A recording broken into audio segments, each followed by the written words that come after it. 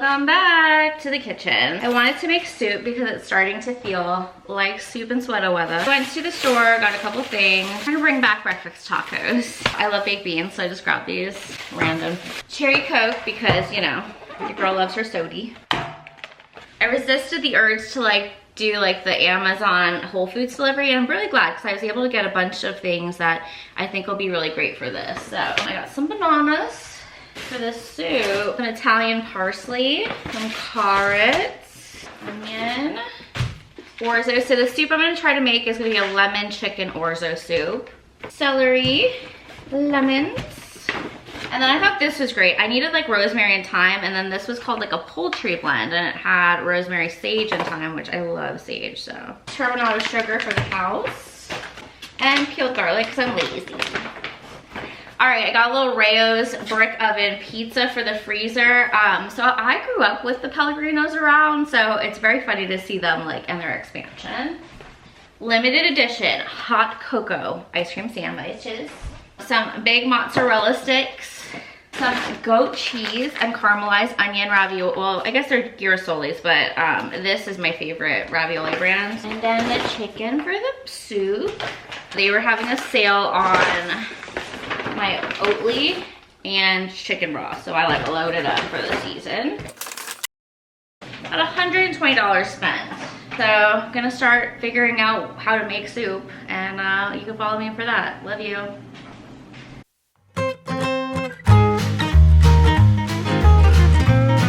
Got a sous chef with me, how exciting.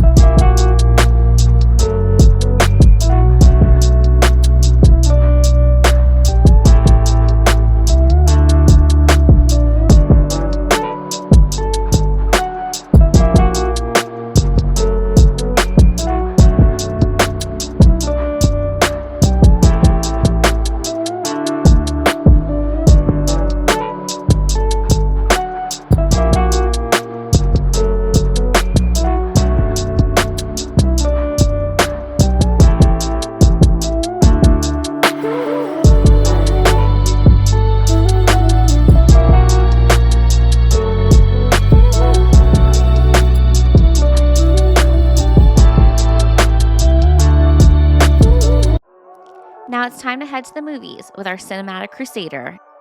Here with another titanium take, here's our movie maven Kai. Well, hey there everybody, it is I, your movie maven Kai, and we have made it past Halloween. We've got 2 major holidays before New Year's. And I don't know about you, but like I remember saying at the beginning of the year, that time was just crawling. It is the last week of March, guys. Can you believe it? We made it. It was super crawling, and then it would feel like it was really fast, and then it would super crawl again. And I would say like the last month and a half, I don't know if it has anything to do with my having been really, really sick and still kind of, getting through it and getting over it. But yeah, the last month and a half, it was hard saying goodbye to October because we love October so much. And Christmas is, around the corner, as much as you can say around the corner, because in the middle, we have Thanksgiving. And Thanksgiving, I'm Indigenous, so I have a love-hate relationship with the holiday because of the things that people kind of try to, push in there, and the stuff that we were taught as kids, just basically being a bunch of BS and everything. And I see it still getting taught to kids, and it's so unnecessary. But anyway, I digress. I have to say, it is one of the holidays that I still enjoy as much as I can, because really, what is it about? Turkey and pie and green bean casserole. God, I love a green bean casserole. I'm one of those weird people that, like, whether or not I have, people over, if I'm hosting or if I'm going to somebody else's house or, whatever, I will make myself an entire 13 by 9 inch pan of green bean casserole and just survive for like a week on it because I love it so much. That and pumpkin pie, and that's how I get through. But, among all of that, it's election week. And by the time this comes out, most likely we will know the state of the union, but, it can be a really stressful time because there's, a lot of things politically that come up at the dinner table. And whether or not you are doing a family, get together, a Friendsgiving, a mixed, kind of thing, it can be very stressful to think of and to have and to know, what you're walking into. And it's very important for you to kind of have that, cost benefit analysis. Because like we always say, guys, taking care of yourself, self-care, especially around this time of year when everything is so about doing for other people. What gifts are you going to get for other people? And, who's, stuff are you going to show up to? And what are you going to provide? And, all of that, a lot of the festivities around these holidays are about doing for other people and being judged for it, And so I want everybody to be able to take that breath and understand that if you are looking at a situation that is uncomfortable, you don't have to be there. You're grown. And make sure that you are doing what is best for yourself. It's like, we always say you have to put your own oxygen mask on, first. And if that's something that means that perhaps you have to, skip a gathering, skip a get together, you should never feel bad about doing that. And you should never feel bad about telling those people why.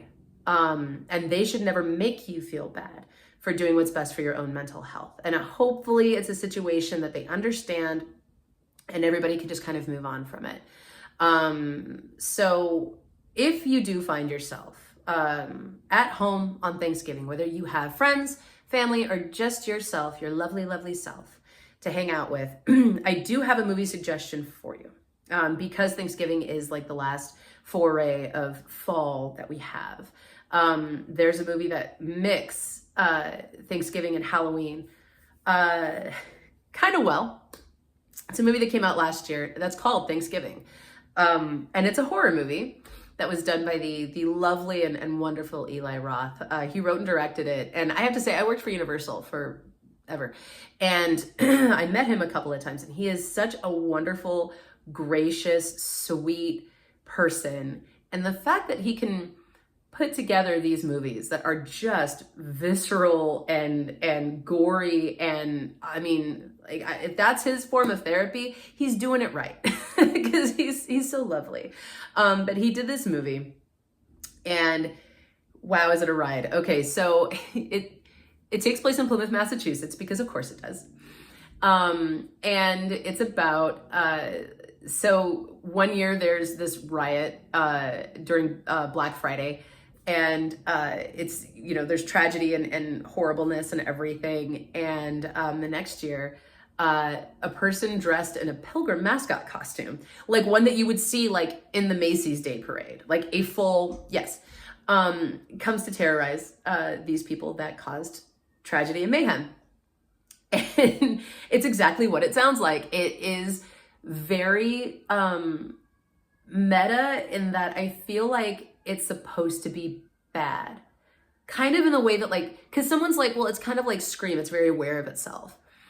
But I feel like it's more along the lines of like Sharknado, where it knows it's supposed to be bad, but it's really well done that it's bad, because the cast is actually pretty good. You've got Patrick Dempsey, Gina Gershon looking incredible, and Rick Hoffman, everyone's favorite asshole. And it's like, you know, they delivered some of these absolutely horrible lines with such seriousness and such skill that you go, I want to hate that, but it's so funny.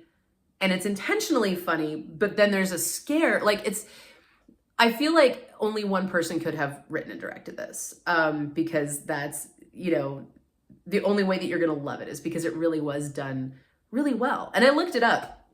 It cost $15 million to make, which is like the minimum that it takes to, you know, make a movie in general. But everyone knows that horror movies typically do have a much lower budget because, you know, there's not a lot of special effects, especially with, you know, something like this. It's, you know, practical effects and blood and gore and, you know, all of that. And there's definitely plenty of that. And, you know, it's Eli Roth. You know, if you enjoy movies like Hostel, if you enjoy movies like Cabin Fever, you know, you know what you're getting into. And, you know, he outdid himself with this one. But the movie ended up making twice its budget. So it's, you know, considered a success, especially for a horror movie. And I don't think that it was in wide release. I wanted to see it last year when I saw the previews. Originally, I was like, absolutely not. And then I saw it was Eli Roth and I'm like, I'll probably see it. And then I ended up with COVID for the first time last year. So I never got a chance to. And so finally watching it, it's like, this is exactly what you want it to be when you get that kind of description for it. So I would say if you've got the kind of, you know, spooky, kooky family that is into this kind of stuff, sit down and give it a watch. You know, if you have, you know, the kind of friends that you're going to have Friendsgiving and they're totally into this stuff, extend your, you know, your spooky season just a little bit, you know, with that pumpkin and those baked apples and cider and stuff like that.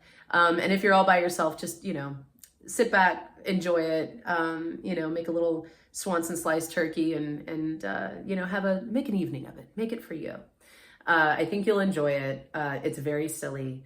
And it's really fun to see Patrick Dempsey, especially, just deliver some fantastic acting with these lines. I can't get over it. You know, sometimes like talking about it, you start to think about some of them and you're just like, oh my God, that was so great. But yeah, you know, don't take it seriously. Don't take yourselves too seriously.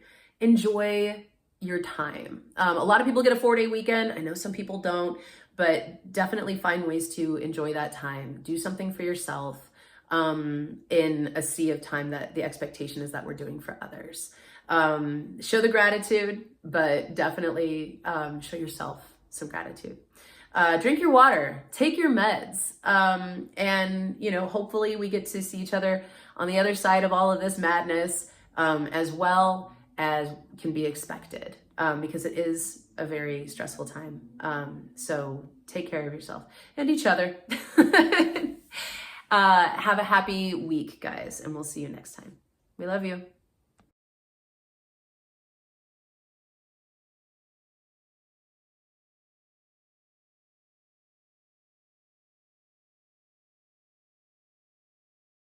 Every time I hear the word mozzarella sticks, I think of this song that Sam used to sing from Buffalo Wild Wings, where they learned how to, like when they were training and they were learning like the increments, and there was this like one part where she's like, 10 mozzarella sticks, and I always remember that. It's just funny.